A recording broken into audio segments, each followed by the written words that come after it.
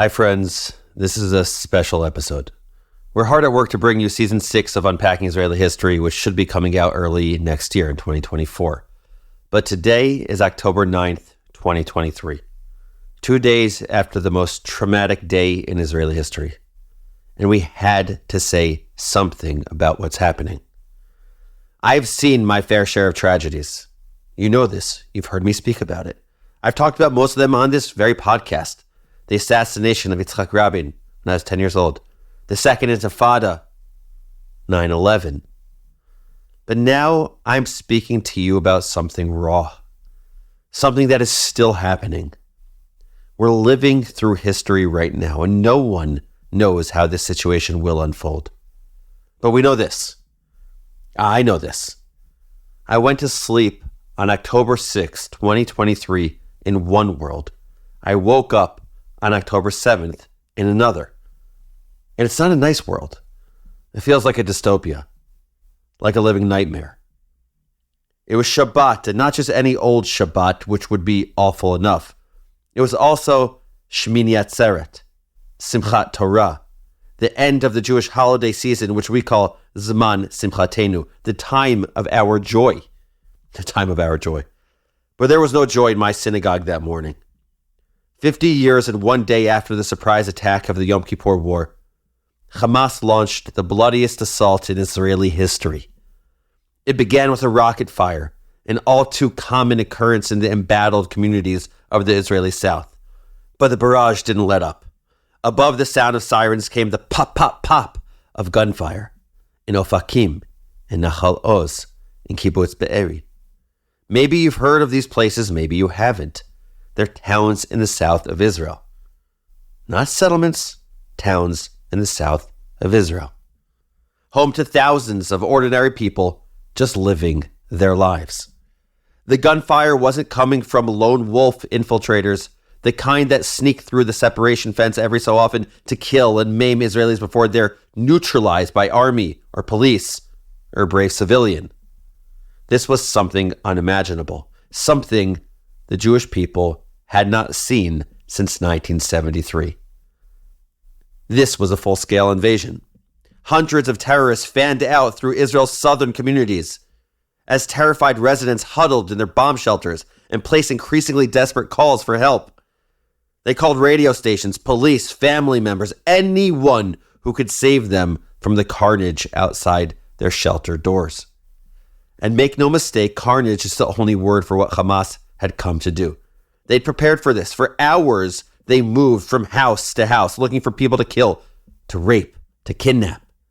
They shot children in front of their parents, set fire to houses to lure out residents, then shot them, brutalized countless women and girls, carted away babies and grandmothers and soldiers, parading them like prizes through the streets of Gaza.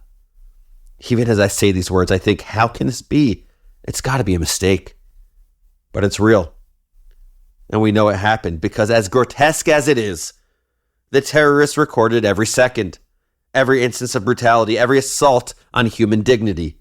The entire world watched, is still watching, as video after devastating video streamed through our feeds. I started watching the videos, but I stopped. They're too graphic, they're too dark, they're too surreal, but they're real. They're very real. Our horror is nothing compared to the horror of Israelis who learned about their missing or murdered relatives from Hamas's videos. Since October 7th, Israeli phones have been lighting up with desperate texts from relatives. They're coming. They're here. They're taking hostages. I love you. But the frantic desperation unleashed by these texts was nothing compared to the anguish of radio silence, because one by one, relatives who had called or sent messages stopped responding, and the entire country was forced to confront the awful truth. This was not business as usual. This was not a flare-up of tensions or an exchange of fire. As Prime Minister Benjamin Netanyahu put it in a televised address to the nation, this is war. The kind of war Israel hadn't fought in 50 years, but it's not really true. This is a war Israel has never fought. While we cannot look into the future, nothing about this gives me Egypt-Israel vibes from 73, which ultimately led to peace just a few years later. This is a war on Israeli soil, targeting every single person in the country, not soldiers, civilians, Jewish, Arab, residents, tourists, citizens, foreigners, babies. To Hamas, everyone was fair game. A few hours later, Jewish communities in the diaspora woke up to a nightmare. I don't use my phone during Shabbat or holidays. I had no idea when I walked to synagogue that morning that the world had changed. I wouldn't realize the full scale of the devastation till much, much later. First, I heard 22 people were killed, and I was aghast. Then I heard 40, and I couldn't believe it. Then I heard 100, and I felt nauseous. The numbers kept ascending, and I stewed in 36 hours of anxiety. The first inkling came when our rabbi broke down in tears in front of the congregation. In a broken voice, he gave a brief description of what happened. All around me, congregants turned to one another in shock. For 36 hours, we consumed whatever secondhand news we could. Snippets from people who got the newspaper. Maybe some people checked their phones. Rumors. And I don't know what's worse, the agony of uncertainty of not knowing, or the agony of turning on your phone on Sunday night and learning that it was so much worse than anything we could have imagined. Because none of us could have imagined this. Israel has been living next door to this enemy for nearly 20 years. Hamas took over the Gaza Strip in 2006 and 2007. We thought we knew who they were. We watched as they stockpiled weapons underneath schools and mosques. We saw them pour millions of dollars into terror tunnels 20 stories deep. We heard the testimony of ordinary Palestinians in Gaza who have been living a strangulated half-life under authoritarian rule. But despite all of this, we were fooled because Hamas had been engaging in a deliberate campaign of misinformation and obfuscation for years. They revised their genocidal charter in 2017, calling for, and I quote, a fully sovereign and independent Palestinian state with Jerusalem as its capital along the lines of the 4th of June, 1967. That's a significantly softer stance than their original 1988 charter, which calls for the liberation of, quote, every inch of Palestine. They didn't get involved in the earlier 2023 skirmish between the IDF and Palestinian Islamic Jihad. And in all their talks with the Israelis, they gave the impression that, hey, their primary focus was economics. Getting additional permits for Palestinians in Gaza working inside Israel, easing restrictions, smoothing checkpoints and border crossings. The impression they gave day after day was that they were done with this whole genocidal campaign to destroy the Jewish state and establish an Islamic government on its ruins. But all that was a ruse. All along, Hamas was preparing for the deadliest attack in Israeli history. They built a fake Israeli community and practiced moving door to door, killing civilians, exactly as they did the morning of October 7th. And they did all of this right under the nose of the Israelis, most likely with the help of their primary backer, Iran. Iran. Hamas owes everything to Iran, from its fundamental Islamist ideology to its funding, not to mention its moral support. The Ayatollahs in Iran were among the first to congratulate the terror group as it swept through Israel's south, killing and brutalizing hundreds of Israelis. Vendors handed out sweets in Tehran's Palestine Square as citizens celebrated the attack with music and dancing. At the time of this recording, while they hail the attack as justified and remarkable, Iran's leadership currently denies it had anything to do with its planning. Israeli intelligence has said it's too soon to know definitively how much of a hand Iran played. But here's what we know for certain. This is war. It's going to be long. It's already ugly, as Hamas's video recordings show. And the ultimate losers won't be the Israelis. It won't even be Hamas, which will go the way of all other genocidal regimes. The real losers? That's the Palestinian people, whose leadership has just dragged them into a war they have no hope of winning. Keep that in mind as you listen to this episode. Remember this lesson as you hear about all of Hamas's social welfare projects.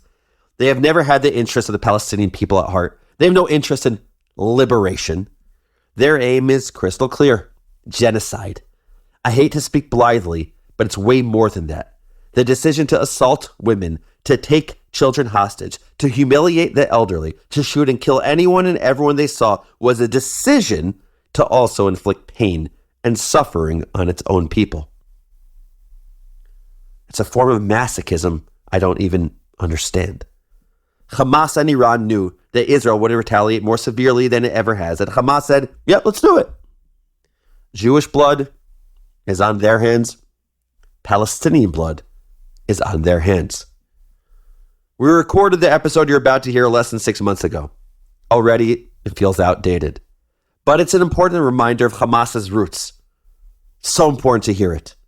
A critically important place to start while we're all asking ourselves, what the hell just happened? Who did this? Hamas did this. Hamas is doing this. And the episode you're about to hear will tell you exactly who they are. אנו מכריזים בזאת על הקמת מדינה יהודית בארץ ישראל. היא מדינת ישראל. We, the people of Israel, are prepared and anxious to meet the representatives of our neighbors without any preconditions. There are people in Israel and elsewhere say it's impossible to make peace between the Arabs and Israel or the Jewish people. I think they are wrong. Of all the moments seared into my memory from high school, you wouldn't think visiting my brother at yeshiva would top the list. And yet, 21 years later, I remember that visit with almost photographic clarity. Because I flew to see him during April of 2001, in the thick of the Second Intifada, the 4-year Palestinian uprising that had begun in September 2000 and would go on to claim more than 5,000 Palestinian and Israeli lives. Maybe you remember our episode about it all the way back in season 1, or maybe you lived it. Maybe you remember firsthand the footage of each brutal attack, the daily spiraling dread. Another Palestinian suicide bomber struck in Jerusalem today, killing at least 6 people and... A pair of suicide bombings rocked Israel today. In the West Bank, Palestinian gunmen killed a Jewish settler, the 4th this week. A Palestinian woman killed 4 Israelis and wounded 7 today. I don't remember that visit because it was fun or relaxing or anything else. I remember it because it was terrifying. The entire country seemed to be holding its breath, waiting for the next blow. Taking a bus was out of the question for me. So was lingering in a cafe, walking through a crowded market, or to be honest, going outside more than was strictly necessary. I basically just repeated the same sentence before going anywhere. Yesh shomer? Is there a guard? Let me state that again. I was standing in the sovereign Jewish state, which was created to make Jewish people around the world feel safe, but I was asking storefronts and restaurants if they had a guard before I could enter. I returned to Baltimore after those 2 weeks feeling, well, a lot. Relieved because I was still alive, guilty because I had the luxury of leaving, guiltier because I liked hanging out with my friends without needing to ask for security, grieving because the country I loved so much was bleeding. Every attack felt personal. Every attack hurt. But underneath this complex swirl of emotions was an unexpected fascination. There were people behind these attacks, people with a coherent, if inexcusable ideology, people with a message for the Israeli public and for the world at large. It was a message delivered with bombs and bullets, with defiant and grandiose threats of unending violence. So is it any surprise that I wanted to understand them? They were the architects of so many senseless deaths.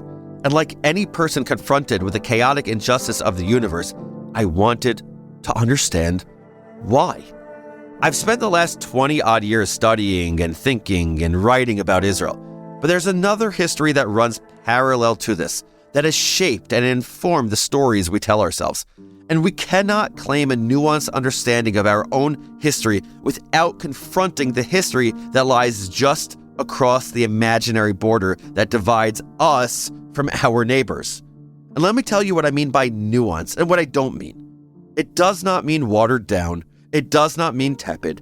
Nor does it mean balance for the sake of balance. Nuance for me means complete. It means multifaceted. It means broad. For me, nuance allows people to engage with an idea with humility and curiosity. We can be curious about an ideology without condoning it. I hope that I don't have to tell you, dear listener, that I condemn the targeting of civilians, that I think indiscriminately killing babies and grandmas and commuters on purpose is cowardly and craven and wrong. But this conflict is far from over, and we have no hope of resolving it if we don't understand the enemies first. The enemy is not all Palestinians. Palestinians and Israelis can and often do get along. So who is the enemy? There's no shortage of terror groups on Israel's borders.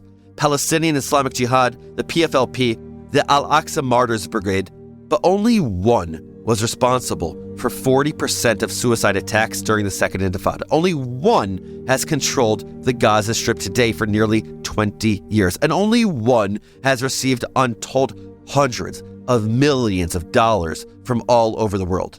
That would be, and I'm doing my best here, guys, so don't make fun of me, Harakat al-Mukawama al-Islamiyya, the Islamic Resistance Movement, whose acronym we all know, Hamas.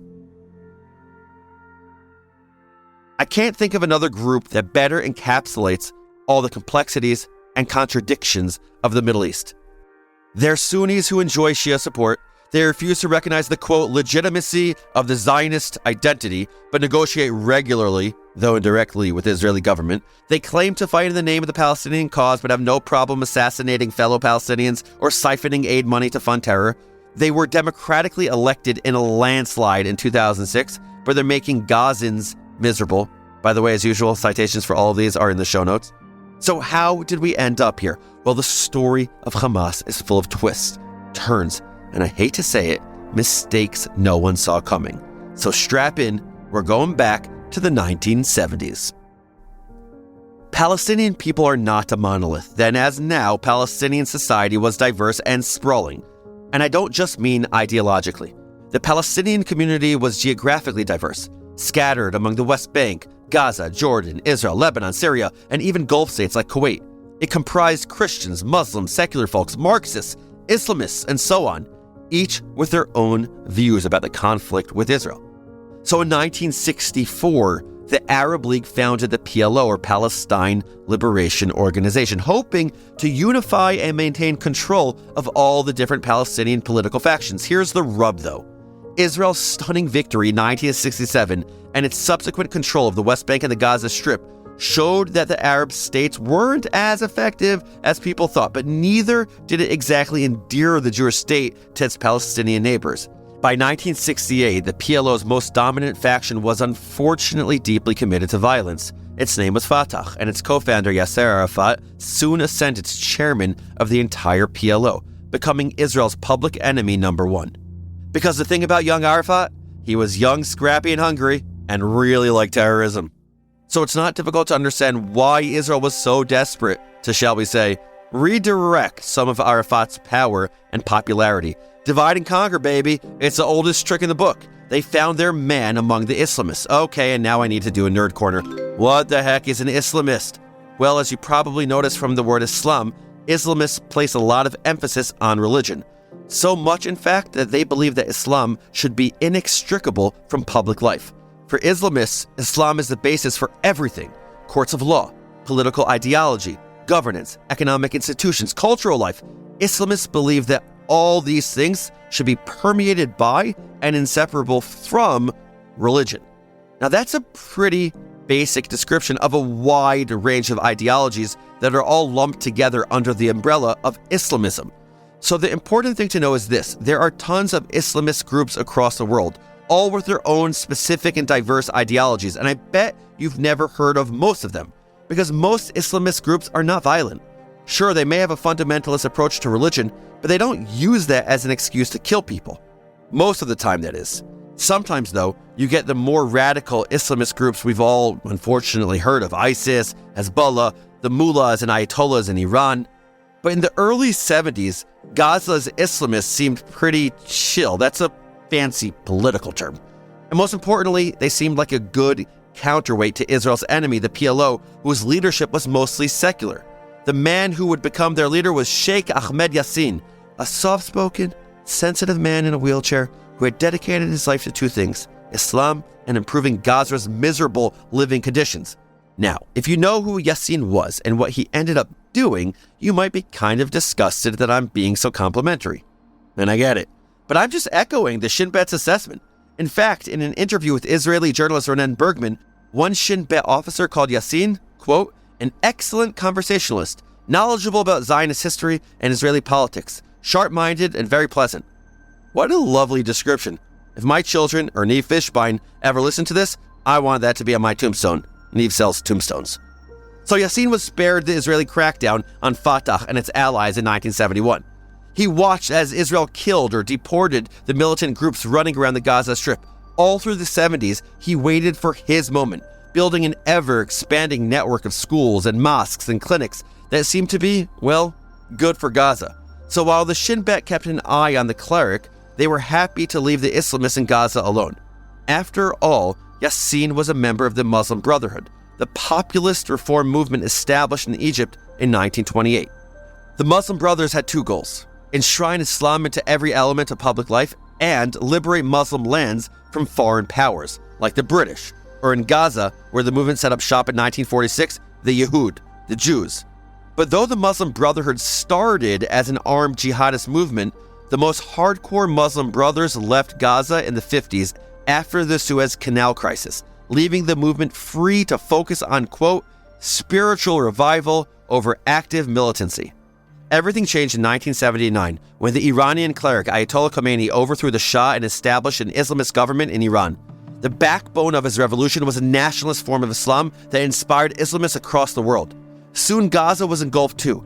Its imams were preaching armed struggle and their audience responded with enthusiasm. Brigadier General Yitzhak Segev was the governor of Gaza at the time.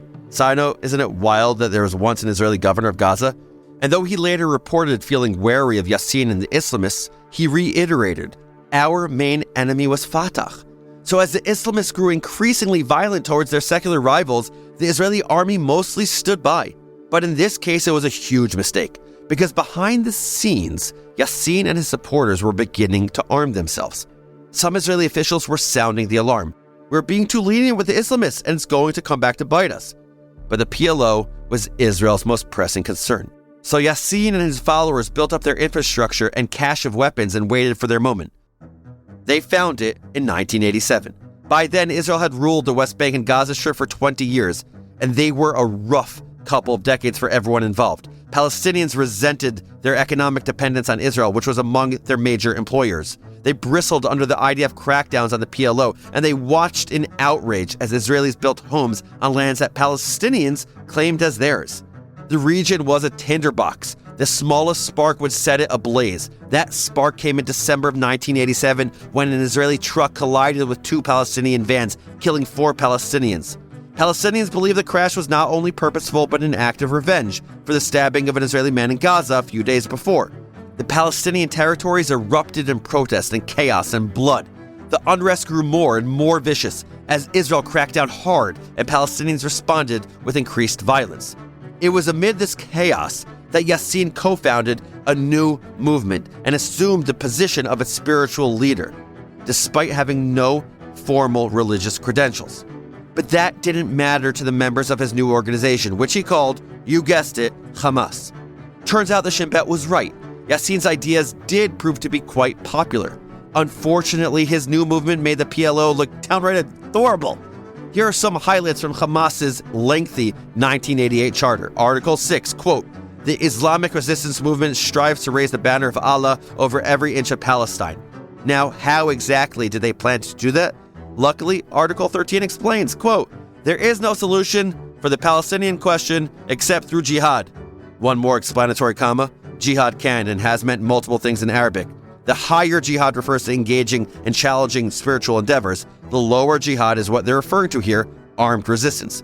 And why was there no other solution like, I don't know, diplomacy? Well, Article 32 lays it out quite clearly, comparing Israel to Nazis. A particularly painful comparison for obvious reasons. And everyone knows there's no diplomatic response to a Nazi, especially not one whose goal is world domination. Yeah, did you know that the leaders of a tiny little country are actually angling to take over the world? And did you know that the Jewish people founded the United Nations so we could turn the world's governments into our personal playthings? Because that's in the Hamas charter.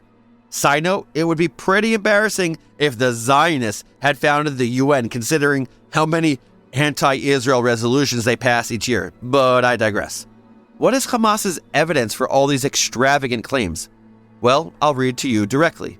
When they, that would be the Zionists, will have digested the region they overtook, they will aspire to further expansion and so on. Their plan is embodied in the protocols of the elders of Zion, and their present conduct is the best proof of what we are saying. The protocols of the elders of Zion. It's the anti-Semitic canard that just keeps on giving.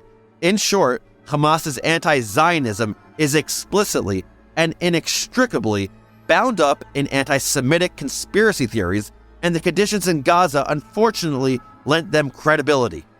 Now again, I want to be intellectually honest, that's my brand. Hamas did update their charter in 2017, and though they still refuse to recognize Israel, they have removed references to the protocols of the Elders of Zion. Baby steps, I guess. But perhaps more interestingly, the new chapter also accepts a fully sovereign and independent Palestinian state with Jerusalem as its capital along the lines of the 4th of June 1967 to be an acceptable compromise.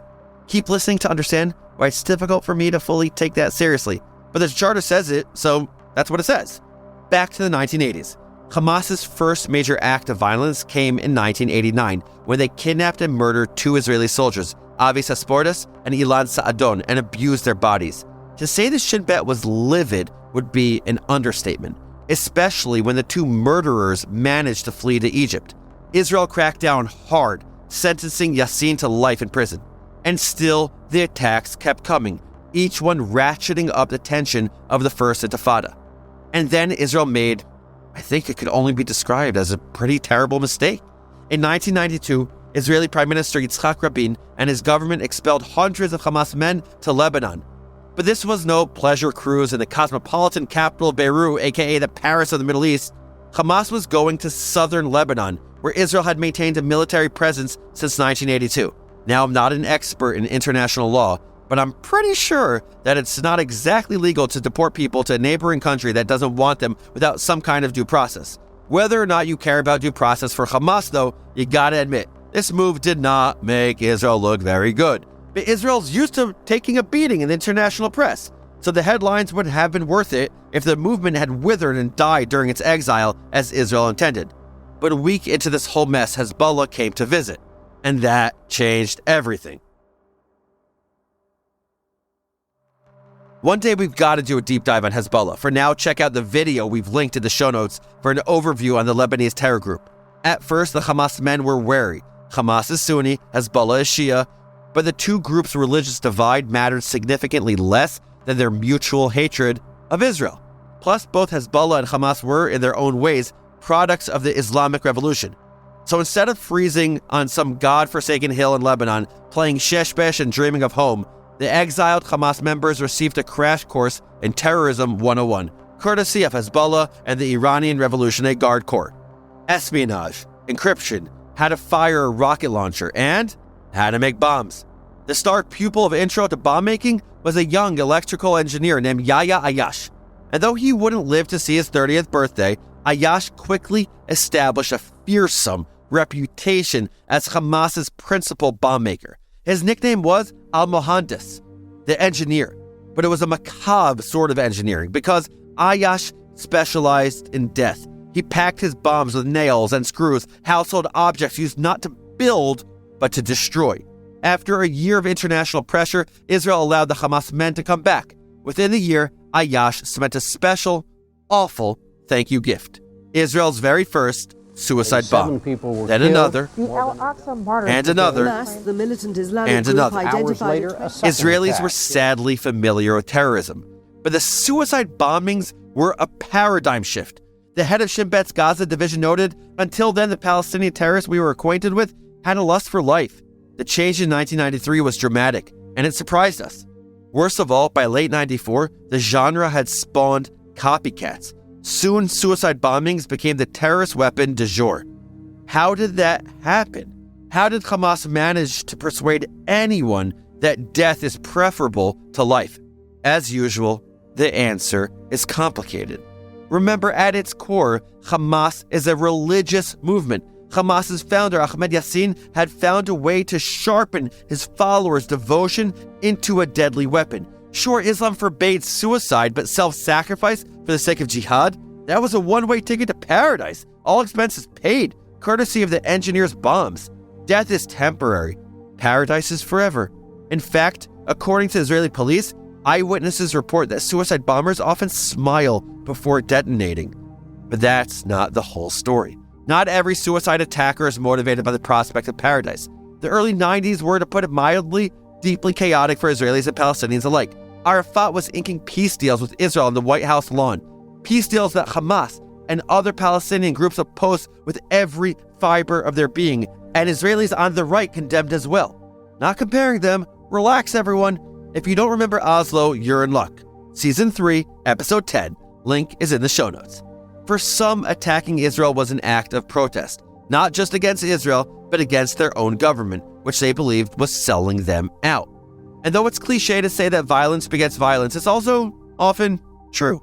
Suicide attacks increased after Israeli-American terrorist Baruch Goldstein gunned down 29 Palestinians during Ramadan prayers. Again, see the show notes for our episode on that. So we shouldn't ignore the desire for revenge or retaliation, the eye for an eye mentality that so often has dominated the Middle East ever since Hammurabi's scribes chiseled his code of law into stone. Nerd Corner, look up Hammurabi's code of law if you're not sure what I'm talking about. Regardless of their motivation, Yassin's extensive network of social welfare institutions proved to be chock full of recruits eager for martyrdom. For years, they'd been steeped in the fiery sermons and pamphlets of Hamas clerics. And as the movement matured, the message trickled down to younger audiences. I mean, in December 1987, Hamas was handing out leaflets with messages like, "Oh, all the people, oh, our children, the Jews, brothers of the apes, assassins of the prophets, bloodsuckers, warmongers are murdering you." 20 years later, after the Second Intifada and their consolidation of power in Gaza, Hamas had their own newspapers and TV stations, which introduced children to the glory of jihad. Perhaps their best-known show is The Pioneers of Tomorrow. Never heard of it? Well, I'll tell you about it. Their main character, a Mickey Mouse-like puppet named Farfor, confronts his duty to liberate this land from the filth of the criminal plundering Jews. That's what it was. He's eventually beaten to death by an Israeli interrogator, only to be replaced by a series of similarly low-budget animals who eventually share his tragic fate. On a basic level, this is patently absurd, even comical. As are Hamas's surprisingly catchy Hebrew propaganda videos, one of which became Israel's unofficial soundtrack for the summer of 2014.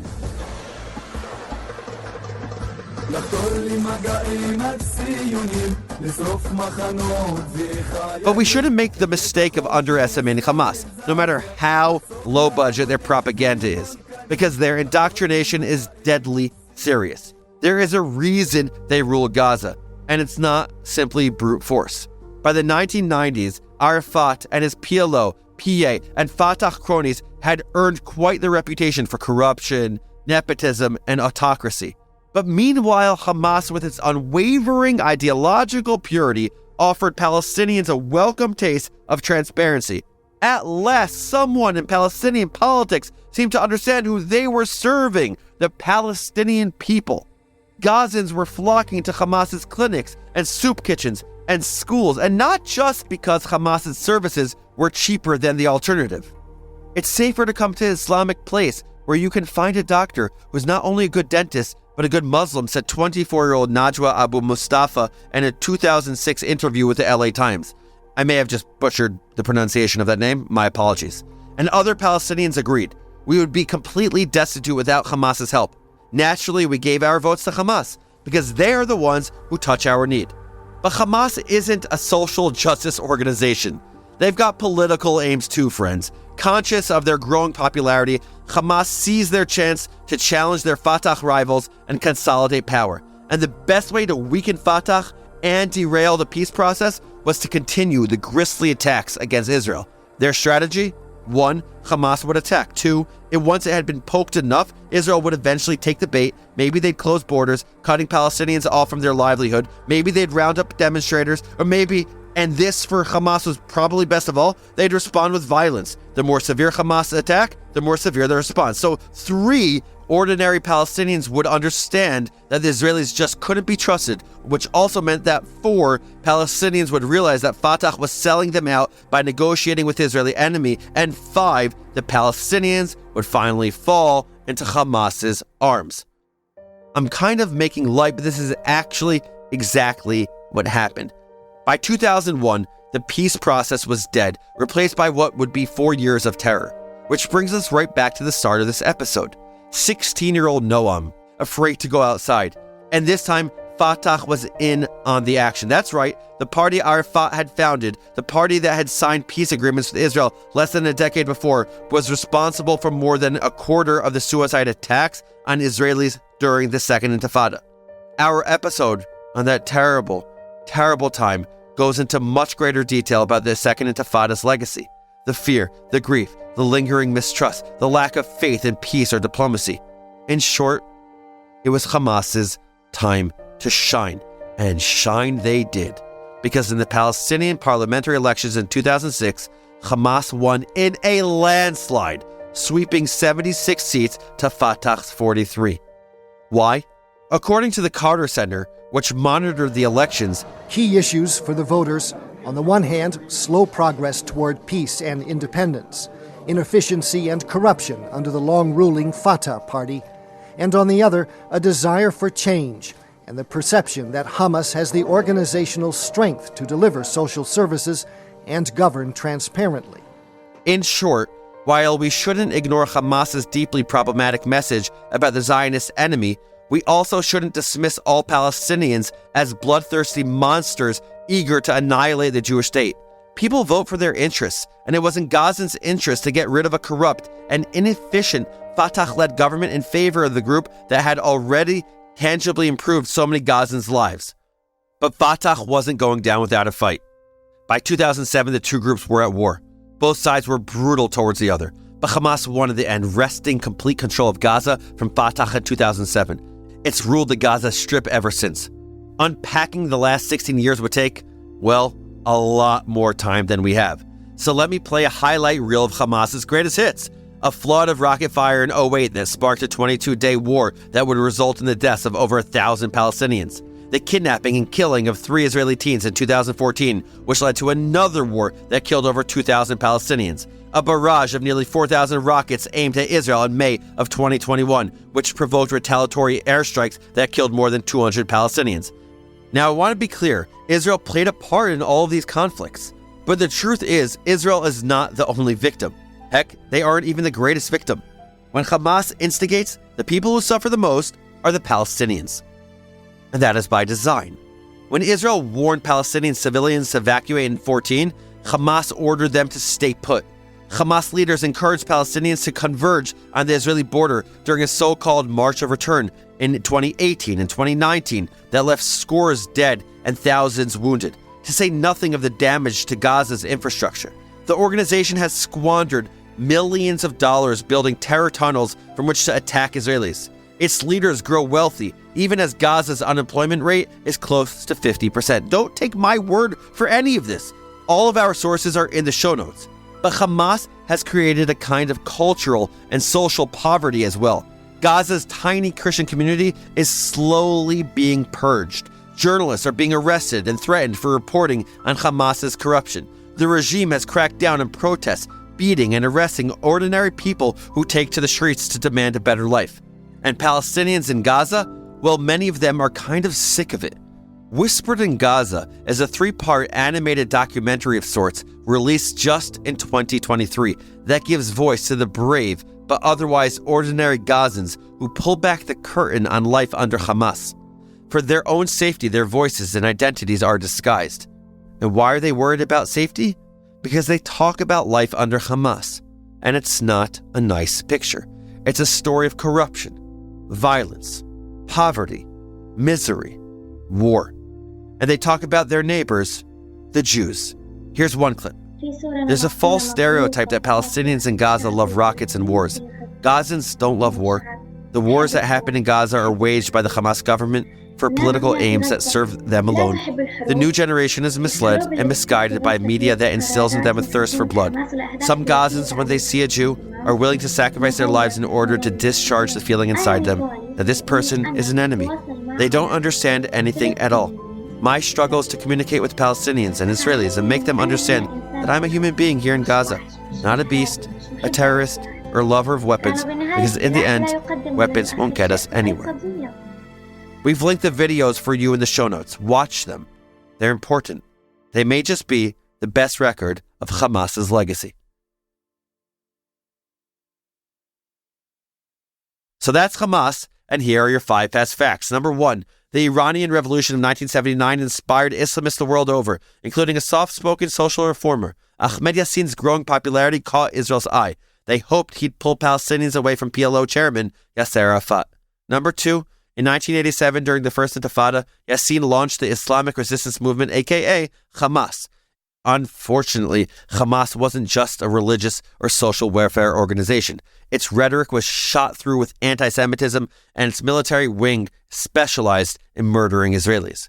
Number 3, by 1992, the Rabin government was tired of the terrorism. The IDF and Shin Bet deported hundreds of Hamas members to Lebanon, but the move only strengthened the organization because Hezbollah, the Lebanese terror group backed by Iran, provided the exiles with sophisticated training. Israel eventually caved to international pressure and let the Hamas operatives come back home, where they showed off their new tricks with a string of suicide attacks. Number 4, while the PLO was negotiating with Israel in the 90s, Hamas did its very best to wreck all efforts towards peace. But by 2001, no one in the Middle East was under any illusions that peace was on its way. The Second Intifada left over 1,000 Israelis and nearly 5,000 Palestinians dead. And Hamas took responsibility for more than 40% of the bombings. And number 5, by 2006, Hamas was a dominant force in Palestinian politics, sweeping Palestinian elections. But their luster has dimmed significantly as their corruption, authoritarianism, and extremism have sucked the life out of Gaza's Palestinians. Despite the danger, some Palestinians have begun speaking out against the organization that keeps them entrenched in misery, poverty, and war. Those are your 5 fast facts, but here's one enduring lesson as I see it. In 1998, soon-to-be Prime Minister Ehud Barak came under fire for the following controversial statement. If I were a Palestinian of the right age, I would join, at some point, one of the terrorist groups. The press destroyed him for condoning terrorism. And while Ehud Barak is one of the most celebrated and talented Israeli soldiers ever, you can't deny this statement sounds pretty bad. But look past the surface to what Barak actually meant. I think he was pointing out a fact that we'd all rather ignore or pretend away. And that is, people don't necessarily become terrorists because they're capital E evil. Palestinian society didn't vote for Hamas because every single Palestinian wants every single Israeli to die. Binaries are appealing because they're simple. One side is good, the other is bad. But no one benefits from that safe and cozy fiction. Better for kids when they are in Piaget's pre-operational stage, but not great for anyone in Piaget's formal operational stage, which craves complexity and is able to see shades. So for those of us in Piaget's formal operational stage, i.e. those of us older than 12, I think the lesson is this. We need nuanced education on all sides. That's why I'm talking about Hamas in the first place, not because I condone their ideology, but because their history tells us something about the Palestinian people, something that we need to understand. But that effort needs to be reciprocated. Low-key stat about my life, my first ever article published in 2006 when I was 20 explained the importance of reforming the Palestinian education system. It was called, and I'm being serious here, Hamas's determination to perpetuate the Israeli-Palestinian conflict, the critical role of hate indoctrination. Back then, I had no idea I would someday be an educator focusing on Jewish and Israel education, but it's clearly something I've been passionate about for a while. And I firmly believe that education is the key to change. Palestinians and Israelis don't have to agree with each other about everything, but a nuanced education is a precursor to the necessary empathy both sides must show each other if we're ever going to end this conflict. Call me an idealist, or a dreamer, or a lunatic, but I believe that one day the moment will come when we say enough of fighting, enough of killing, enough of dying. But we won't be prepared for that moment unless we've made the effort to truly understand one another, until we've opened our hearts and minds to the other sides. And that includes the least palatable fringes of the other side's stories and beliefs. We can disavow, we can condemn, we can draw a red line in the sand and say, here's the line you better not cross. For me, Hamas has crossed that line. It's my belief that for peace to ever come to fruition, the education needs to look different. The understanding of each other needs to improve, and the Palestinian people should elect leaders they deserve. The ones who will take a step to move us all out of this conflict rather than further entrenching it. But don't take my word for it. Take it from Amna, a mother in Gaza, who says, I wish I could send my children to centers of learning or to learn English. They're talented and smart, but it's just not possible. You either have to pay a lot of money or go to Hamas-run centers. I can't even send them to the Quranic schools because that's where they indoctrinate people, and I don't want my kids to be exposed to that indoctrination. It's my hope for the people of Gaza and for Palestinian children everywhere and for Israelis and for Jewish people across the world that they will have an opportunity to resist indoctrination in favor of the nuanced, balanced education they deserve. Unpacking Israeli History is a production of Unpacked, a division of Open Door Media. Check out JewishUnpacked.com for everything Unpacked related. Write to me at noam@JewishUnpacked.com. This episode is produced by Rivki Stern. Our team for this episode includes the writer, Adi Elbaz, and our editor, Rob Para. I'm your host, Noam Weissman.